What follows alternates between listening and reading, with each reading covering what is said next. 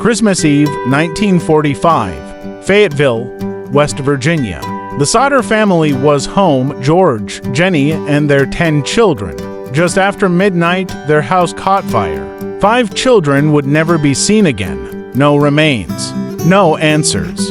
No peace. This is one of the strangest real-life mysteries America has ever seen. Around 1 a.m., Jenny Sodder heard a loud noise on the roof, a thud, and then a rolling sound. Moments later, she smelled smoke. George and Jenny escaped with 4 children. The other 5 were still inside. George tried to rescue them, but the ladder was missing. Both of his trucks mysteriously wouldn't start. Neighbors tried to call for help, but the operator didn't answer. By the time firefighters arrived 7 hours later, the house had burned to the ground. But what shocked everyone, no bones were found. Not a single trace of the 5 missing children. After the strange letter in 1967, the Sodder family hoped for a breakthrough, but the photo brought only more silence. No one knew who the man was, and the private investigator they hired to track the letter's source vanished. No report, no trace, nothing. But here's what most people don't know.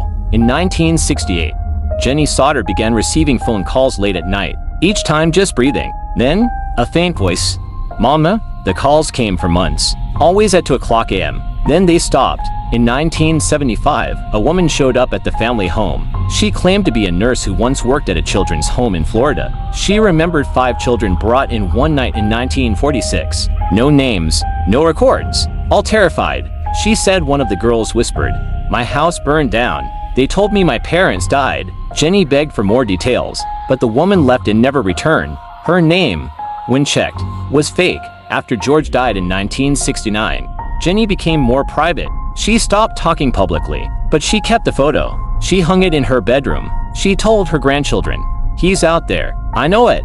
When Jenny died in 1989, the photo was gone. No one in the family remembers removing it. No one knows where it went, just like the children. Some believe they lived, hidden under new names. Others think they were taken for darker reasons. But one question has never been answered.